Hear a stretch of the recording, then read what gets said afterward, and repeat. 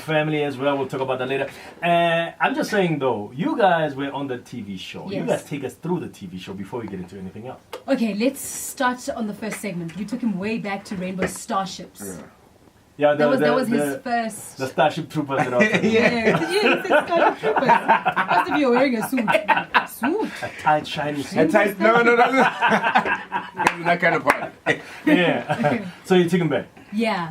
And Yeah. what touched a lot of people was what he said he did with the money that he got at that age. You were how old? Yeah, I was like 14, 13, 14. Yeah. 14, 13, and he was already taking care of his family. Yeah. Wow, man. Yes. He knew exactly why he was doing it. Yeah. It's amazing. I think even if, I don't know, I think God put me there for a reason. Yeah. You know, like when you realize that if Bengaspani, where was this money going to come from? You know what I mean? Yeah. So I think it was a strategic move from God as well. Yeah. Like at 13 though, is this where you were mentally? Like, I mean, 13-year-olds these days don't even think about, going back home and helping out, you know what I mean? They're looking out for themselves. No, I think it was always in my mind because of the way we grew up, like basically, and my dad was the only one Bengaspani. So it was, I think it was just there. It was a gradual thing that, I mean, like I always said to him when I came back from Newcastle, because I stayed in Newcastle for a while. Yeah. And I used to bug him and Combi TV. Oh, also like, you knew that. Yeah. Oh. So it was like, so my dad was like, hey, Lumtana cook Disney TV. Like I pointed the TV. My mother tells that story. I feel like crying when she tells me that story. And when it happened, I think it was just I mean, I'm saying this before. Yeah. Before on the TV, because I think I needed to help my dad out somehow. Yeah. Because I felt like at some point, I mean, so I sold Millie's Laipar and I said, clip down. You see, this is what I say all the time, Pearl. I always say when people see you or start getting the, a little bit of air about you, a little bit of it, they think you just started. Yeah. Meanwhile, you've been at it for quite a while. True. And they don't know, the background basically. I mean, when we started seeing you on TV, Jam Alley, you were doing your thing, having fun, and I'm like, yo, man, this guy is just enjoying himself. And when we started, getting to know each other, I was like, yo, he's a real dude. Yes. Because I mean, that's something that people, I guess, get wrong when it comes to TV presenters. Hell, you should know that. No, that's true. You know what I mean? So when I started seeing you, I was like, hey, this guy is the man, he's doing his thing. When we started, getting to know each other, you just did your thing and you're still doing your thing today, man. The passion, where does it come from? Yeah. Good question. And that's what I think about it, because it's not like I said in full act or in full present. I was just like, I'm an entertainer. I just need to be there. Yeah. Put me on this platform, put me on the stage, and let me do it. Yeah. So I think it's always been there, and the fact that Umtana Bishop as well also that helped a lot. I'm a Sunday school, those little things. So I think it's just there, and I think I just want to thank God because I think it's a talent that I thought is your pair. Like my dad at first was like, okay, I was on into and then what? Yeah.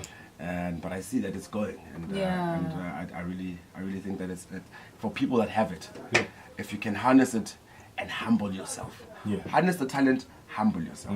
Go as far as you can in life, but don't let your attitude go. I think that's what happens. Sometimes some people, okay, he's got the talent, but because he's so arrogant, Yeah, sure. So let's harness it and be humble. Yeah, man. So then when you start thinking, okay, but then eventually Izopela, what is the plan then after? What are you thinking you're going to do? At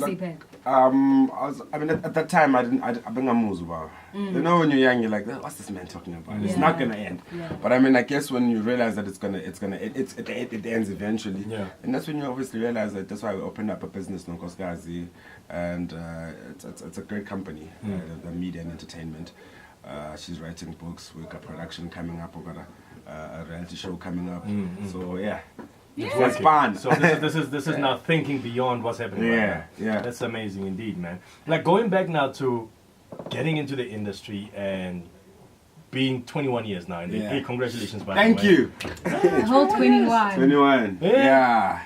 Some of the challenges that you've come across and how you actually managed to rise up and be where you are today after those challenges.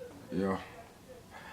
Yeah, no, there were quite a lot of challenges. Don't cry. It's all right, no, man. Some of these things that, we need to use, ask you to inspire people. Hey, that's not so hey. Everyone my face. Yo, this is my kitchen. Exactly. Look, Yeah. I think there's a lot of challenges, but especially the one that you face the most is losing yourself in the game. Yeah. It's easy, but it's not easy.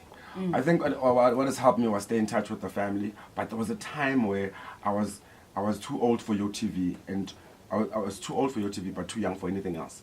So in my life at that point, be shaky, you know. I didn't, and then Gem Ellie came along. There was a lot of musicians that I had to deal with. There was a lot of sort of fame that came with, and you know, there was a lot of free things coming along. There was a lot of alcohol involved. There was a lot of girls involved, and I think that's when I nearly lost everything. You know, but I think that losing my job and going back home and finding that I'm actually alone now, that's when I realized that it's actually true, these things do end. But now, the rising up was another problem, because I always say success does not lie in never falling, but rising each time you fall. That is true. But this was heavy for me, because manje we are in the cliff, I stay in no cliff hill. I say, now I'm back in the hood. And then when they take the car, now you buy a keep, and they're like, yeah man, who's the man that I'm a keep? You know, and I think that was rough, but the roughest thing was not being able to help my family. When I'm right in the house and my mother needs money, and it's not like she's acting. There's no money. I can see I'm there. I think at some point that's when things were very heavy for me. And I think it helped to pray a lot. I would be but I'd gone back to church now by myself. Like, it was one of those where dad's like, it was like, yo, I need Jesus. Yeah. But my dad also said one thing, that and when you believe in God, I think that's what happened. Yes. Yeah. And the rise up and meeting an angel, Esapil in Charmaine, that was also another help that I needed. So, because I wanted to ask you, like, what has marriage helped you with, you know, being in this industry? Yo. We can think about it for a second. Don't worry. I'll give you a chance.